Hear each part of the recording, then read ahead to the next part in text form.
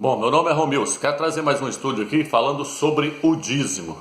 Por que eu quero trazer esse estudo falando sobre o dízimo? Porque eu tenho visto muito ensinamento errado partindo dos pastores para obrigarem os crentes a entregar o dízimo e, além disso, estão colocando eles debaixo de maldição.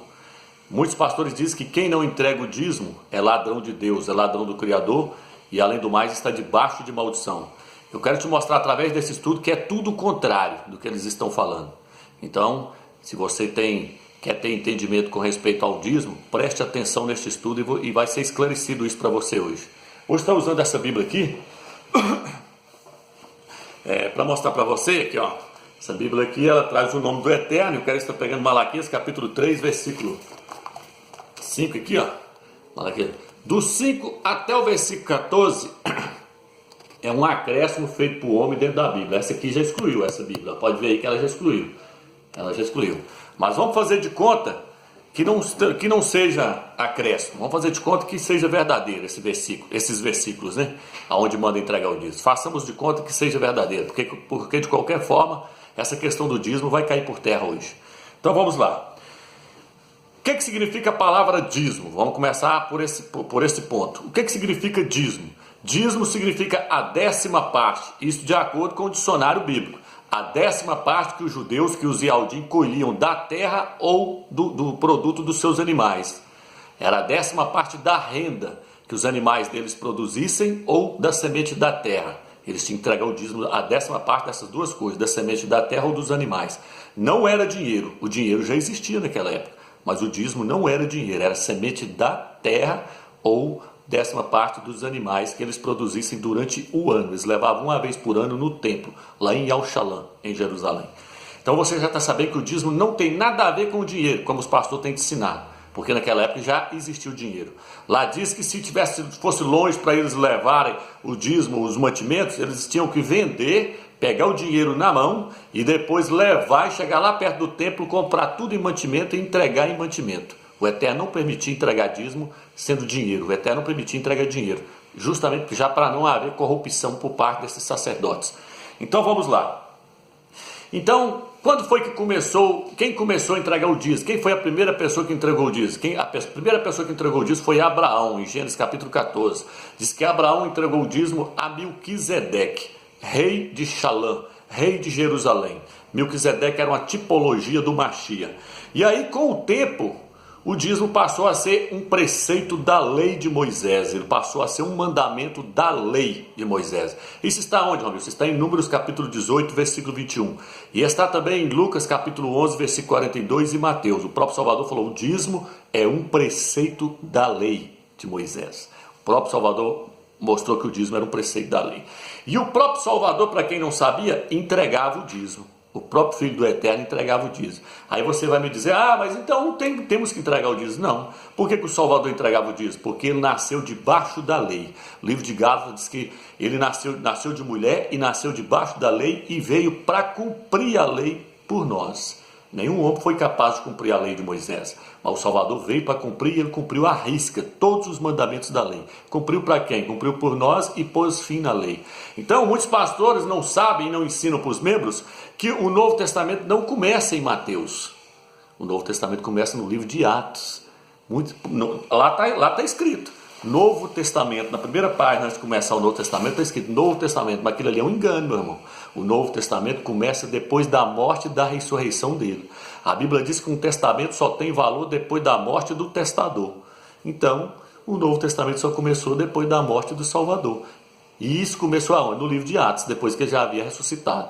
Então, Mateus, Marcos, Lucas, tudo mostrando que o Salvador ainda estava debaixo da lei. Ele foi circuncidado de acordo com a lei. Maria ofereceu uma pombinha em sacrifício. Tudo que a lei exigiu, eles fizeram. Fica aqui então. Por que o Salvador entregava o dízimo? Porque ele vivia debaixo da lei. Então ele tinha que mandar entregar o dízimo. Mas e aí, Romilson? E na hora que ele morreu e ressuscitou? Aí acabou. Vou te mostrar isso nesse estudo. Que não existe mais essa questão de dízimo hoje. Vamos passo a passo para você entender. Quem tinha o direito de receber o dízimo? Quem tinha o direito de receber o dízimo no Velho Testamento era a tribo de Levi. Eram 12 tribos. O Eterno separou só uma tribo para ser sacerdote sobre o seu povo. Eles eram sacerdotes, eles cuidavam do templo. A tribo de Levi não trabalhava, eles não tinham herança, por isso as outras 11 tribos tinham que levar o dízimo para eles. Aí eles pegavam aquele dízimo que era mantimento e o gado, e eles viviam, tiravam uma parte para eles alimentarem e a outra eles distribuíam para os órfãos e para as viúvas. Então somente a tribo de Levi tinha direito de receber o dízimo. Mas eles recebiam o dízimo como, Romilson? Vamos ler Hebreus capítulo 7, versículo 4, diz assim: vede, pois, a grandeza deste homem, a quem Abraão, o patriarca, entregou o dízimo, da melhor parte dos despojos. Ora, os filhos de Levi, chamados ao sacerdócio da tribo de Levi, devem, segundo a lei, cobrar o dízimo do povo, isto é, de seus irmãos. Então está dizendo que o povo, a tribo de Levi, devem, segundo a lei. Lembre-se que nós estamos na graça. Nós estamos na graça, não na lei. Como é que os pastores querem cobrar dízimo de você? E quem? Eles são da tribo de Levi? Vou te mostrar isso. Quem tinha direito? Só a tribo de Levi. Como é que os pastores querem receber dízimo de você? A tribo de Levi tinha direito, só eles, de receber o dízimo de acordo com a lei de Moisés. Porque aquele povo estava debaixo da lei.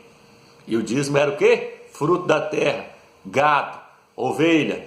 Não era dinheiro, viu? Vamos lá, tá ficando claro, né?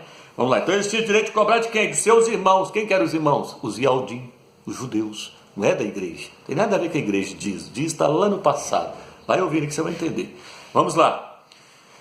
Agora, eles tinham direito de acordo com a lei. Está no livro de Números também, capítulo 18, versículo 21. Se você quiser ler depois.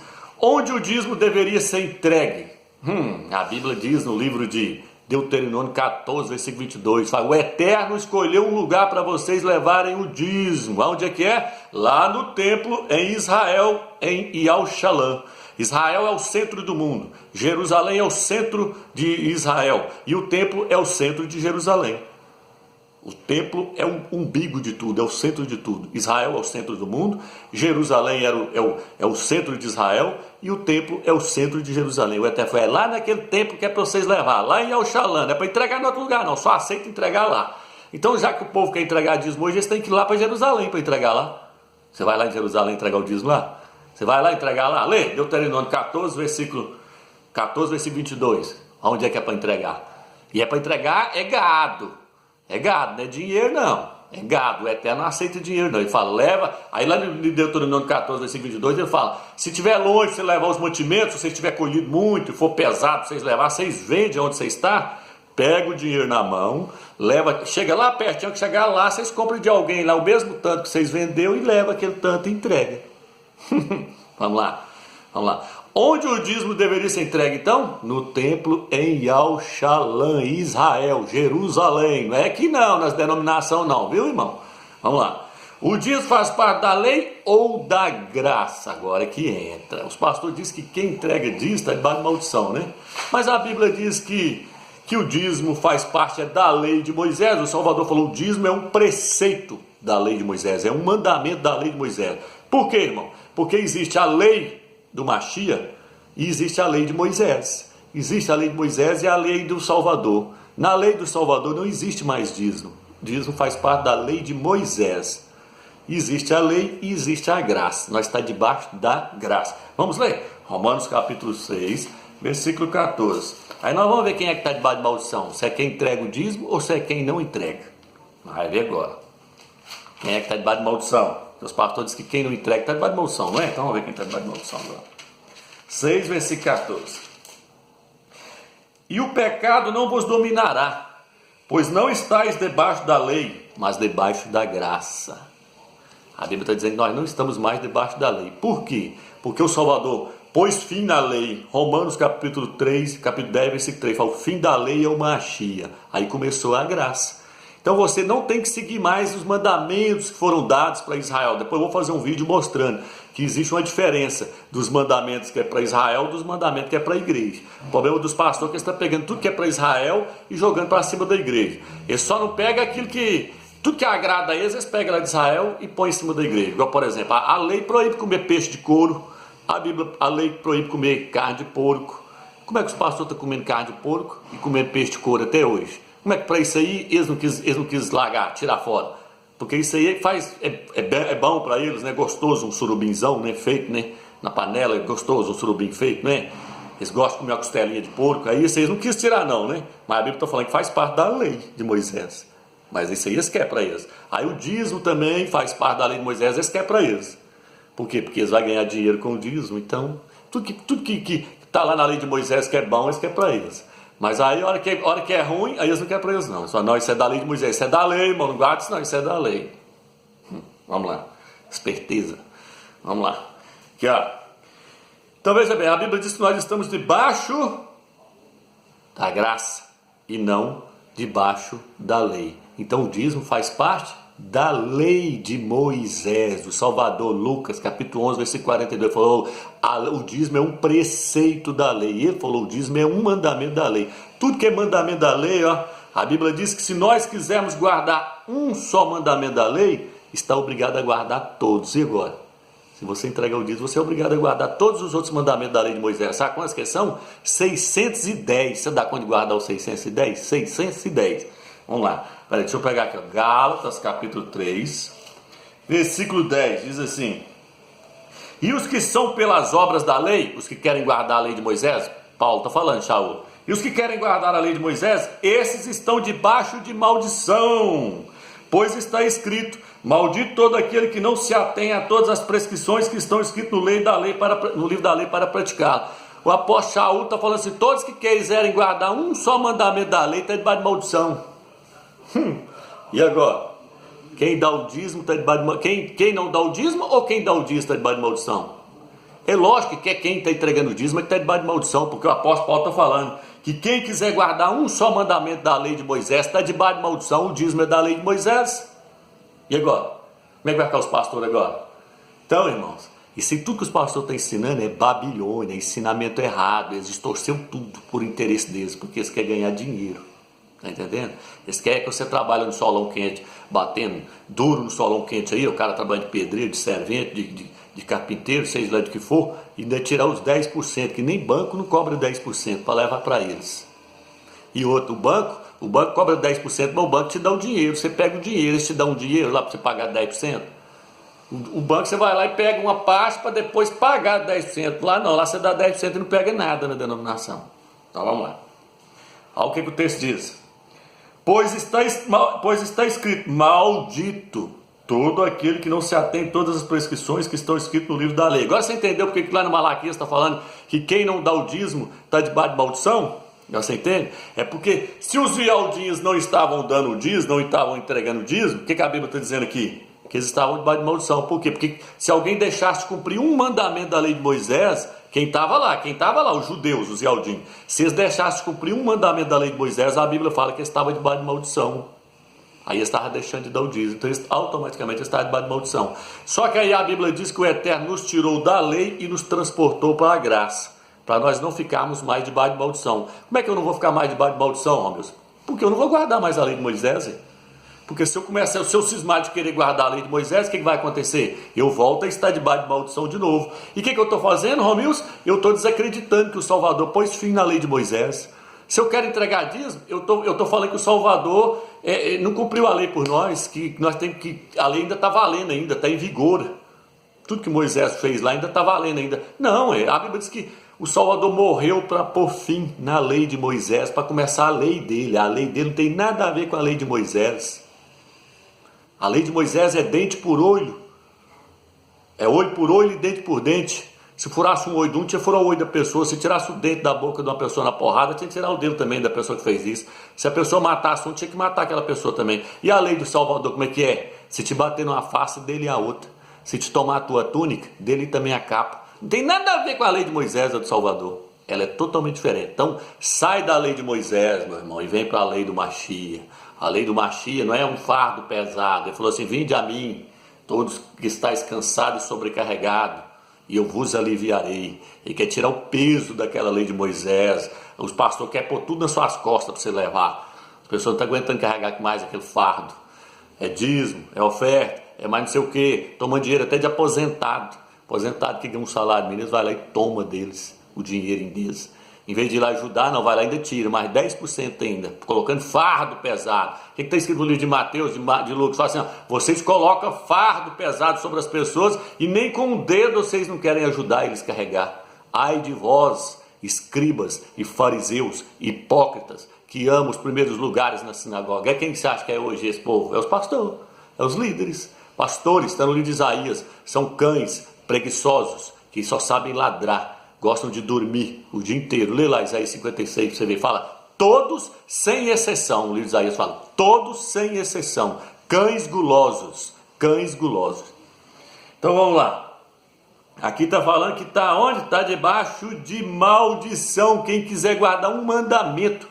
Lá na frente fala assim, se alguém quiser guardar os mandamentos da lei e tropeçar em um só, ele será culpado de todos. Ele vai ser culpado do resto tudo. Você quer guardar então? Só o Salvador conseguiu guardar, então para que eu vou querer guardar a lei de Moisés? Se o Salvador está falando que a lei de Moisés acabou, para que eu quero voltar para lá de novo? E tem mais um, irmão. Olha o que eu vou ler aqui agora para você. Olha o que eu vou ler aqui agora para você aqui, ó. Olha o que eu vou ler aqui, ó. Romanos, capítulo 7, versículo 1. Presta atenção aí para você ver. Então, que a coisa é séria, se você quiser guardar a lei de Moisés. Romanos 7, 1. Vou pegar do 1 em diante. Falo aversado em lei, que a lei domina o homem só enquanto está vivo. Assim a mulher casada está ligada por lei ao marido enquanto ele viver. Se o marido vier a falecer, ficará livre da lei do marido. Por isso, estando vivo o marido, ela será chamada adúltera, se for viver com outro homem. Se, porém, o marido morrer, ficará livre da lei, de sorte que, passando a ser de outro homem, não será adúltera. De modo análogo, de modo parecido, simbólico. Também vós, meus irmãos, pelo o corpo do Machia, foste mortos para a lei. Nós fomos mortos através do Salvador. Não morreu para a lei de Moisés, ó, para pertencerdes a outro, aquele que ressuscitou dentre os mortos. Então, quando o Salvador morreu, nós também morremos para a lei de Moisés, para pertencer só ele agora. Quem que é o marido da igreja agora? Yahushua, o Machia. A fim de produzirmos fruto para o Criador. Quando estávamos na carne, as paixões pecaminosas da carne. Então tá, vamos lá. Isso mesmo. Pecaminosas que através da lei operavam em nossos membros, produziam frutos de morte. Agora, porém, estamos livres da lei, tendo morrido para o que nos mantinha cativo. Assim podemos servir em novidade de espírito e não na caducidade da letra. Então veja bem, irmão. A Bíblia diz que o Salvador morreu por nós, e se nós morremos juntamente com ele, nós morremos para a lei de Moisés. E ele morreu para que nós viéssemos pertencer a ele agora, somente a ele. A lei morreu, a lei acabou. Vou ler de novo para você entender. Olha aqui, ó. De modo análogo, também vós, meus irmãos, pelo corpo do Machia, fostes mortos para a lei. Nós morreu para a lei de Moisés. Para pertencerdes a outro, aquele que ressuscitou dentre os mortos. Então, se eu falar que a lei de Moisés ainda está em vigor, que entregadismo ainda está valendo, que aquilo não acabou, sabe o que eu estou falando? Eu estou falando que Moisés também está vivo. Que Moisés está vivo. Então, eu quero ter dois maridos agora ao mesmo tempo, Moisés e o Machia, Moisés e Cristo. E aí a Bíblia diz o quê? Que se uma mulher, se o marido dela estiver vivo, e ela for ficar com outro homem, a Bíblia diz que ela está em adultério, porque o marido dela ainda está vivo. Então, se a lei de Moisés ainda está prevalecendo, está em andamento ainda, e eu estou querendo guardar ela, eu estou dizendo que Moisés não morreu, que a lei de Moisés não acabou. E aí eu estou em adultério, que eu estou querendo dois ao mesmo tempo. Estou querendo Moisés e Yahushua, Moisés e o Machia, porque eu estou querendo seguir a lei de um homem, que foi Moisés, e querendo seguir a lei de outro, que é o Machia. Quem que é o marido da igreja hoje? É Yahushua. Então Moisés já foi, se você quer os dois, você está em adultério. E os adultérios não herdarão o reino dos céus. Nós pertencemos só a um marido, só a um esposo único, Yahushua, o Machia. Tem seguido o mandamento é dele, não é de Moisés, não. Experimenta ficar com os dois ao mesmo tempo, você vê a hora que chegar lá. Experimenta entregar dízimo. Experimenta guardar a lei de Moisés, falar que aquilo tudo está valendo. Experimenta. Pra você ver, faz igual os adventistas aí. Segue a lei de Moisés, segue. Você vai ver onde vai dar. Então vamos lá. Olha aqui, Então, aqui, só resumindo. Quem entregava o dízimo lá... Aliás, vou ler mais um versículo. 2 Coríntios, capítulo 3, versículo 6. 2 Coríntios, capítulo 3, versículo 6. Olha aqui. Foi ele quem nos tornou aptos para sermos ministros de uma aliança nova, de uma nova aliança, Salvador. Ele colocou nós como ministros da nova aliança, do Novo Testamento, que começa de Atos para cá, igual eu te falei. Não é lá atrás, não. Começa de Atos para cá. Ele nos fez ministros da nova aliança, não da letra. Nós somos ministros do Novo Testamento, não da lei de Moisés. A lei de Moisés é os mandamentos de Moisés. Os profetas ali não tem nada a ver com essas questões. As profecias de Isaías, de Daniel, de Salmos ali, irmão, aquilo não tem nada a ver com a lei de Moisés. Eu estou falando da lei de Moisés, está no livro de Levítico, Deuteronômio, que é as leis que a pessoa tinha que guardar e seguir, que é 610 mandamentos. Nós não somos ministros da lei de Moisés, mas da letra, e sim do Espírito, pois a letra mata, mas o Espírito comunica a vida. Ora, se o ministério da morte, gravado com letras sobre a pedra, foi tão assinalado pela glória que os israelitas não podiam fixar os olhos no semblante de Moisés, por causa do fulgor que nele havia, fulgor aliás passageiro, como não será ainda mais glorioso o ministério do Espírito? Na verdade, se o ministério da condenação foi glorioso, muito mais glorioso será o ministério da justiça. Então a Bíblia diz que nós não somos ministros da letra, fala que a letra é a morte. A letra é o ministério da morte. E o ministério do Espírito é o ministério da vida. Então o que ele está falando? Que se eu pregar as leis de Moisés hoje, os mandamentos da lei de Moisés hoje, eu estou sendo um ministro da morte para as pessoas. Em vez de eu estar levando vida para as pessoas, eu estou levando morte. Porque eu estou colocando elas debaixo de condenação, eu estou colocando elas debaixo de maldição, eu estou levando elas lá para o Velho Testamento, lá para guardar as leis de Moisés, eu pus elas tudo debaixo de maldição de novo. Está entendendo? Eu sou um ministro da morte, mas a Bíblia diz que não, que o Salvador nos colocou como ministro da nova aliança, ministros do Espírito, ministros da vida, que prega Yahshua, Machia e os seus mandamentos, não os mandamentos de Moisés, que eram os mandamentos da letra que leva a pessoa a morrer. Entendeu? Então sai fora desses ministros da letra que estão dentro das denominações aí, que é os pastores. Ele só prega morte para te matar, coloca você debaixo da lei de Moisés. Entendeu? E a Bíblia também, aqui ó, para resumir, a Bíblia diz que nós não devemos colocar pano novo colocar remendo novo em pano velho, porque senão o rasgado vai ser maior. Não devemos colocar pano novo, remendo novo em roupa velha, porque senão o rasgado vai ser maior. Está querendo dizer, você não pode pegar a lei de Moisés e a lei de Cristo e misturar, não. Senão você não vai ter nenhum e nem outro. Não devemos misturar vinho novo em odres velhos, porque senão os odres vão estourar.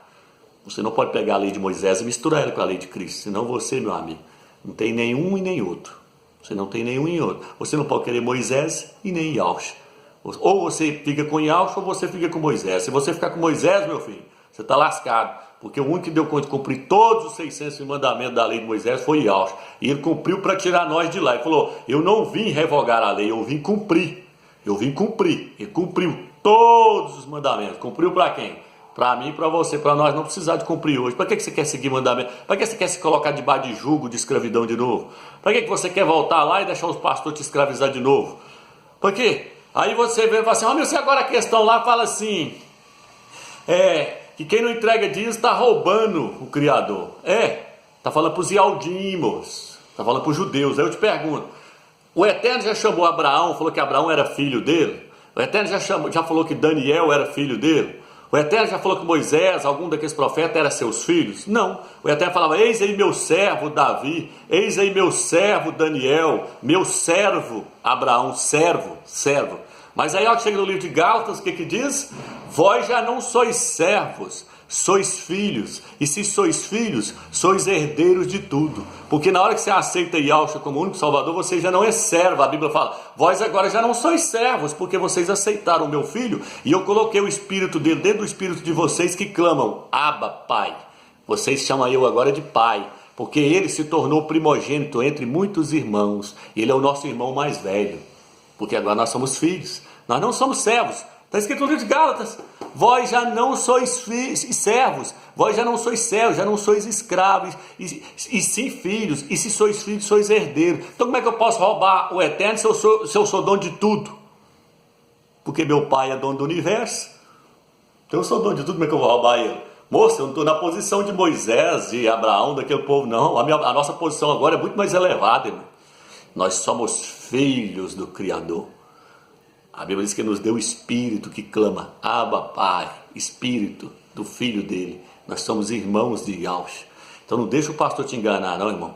Então como é que eu posso estar debaixo de maldição? Como é que eu posso ser ladrão do Eterno? Não tem como, eu sou filho. Então espero que você entendeu aí. Lá vai mais esse vídeo aí agora. Divulga aí porque... E não deixa os pastores te enganar não, porque aquilo tudo ali está tudo com a mente corrompida. A mente deles está cauterizada. Eles não conseguem estar dentro do sistema. E o sistema escravizou tudo.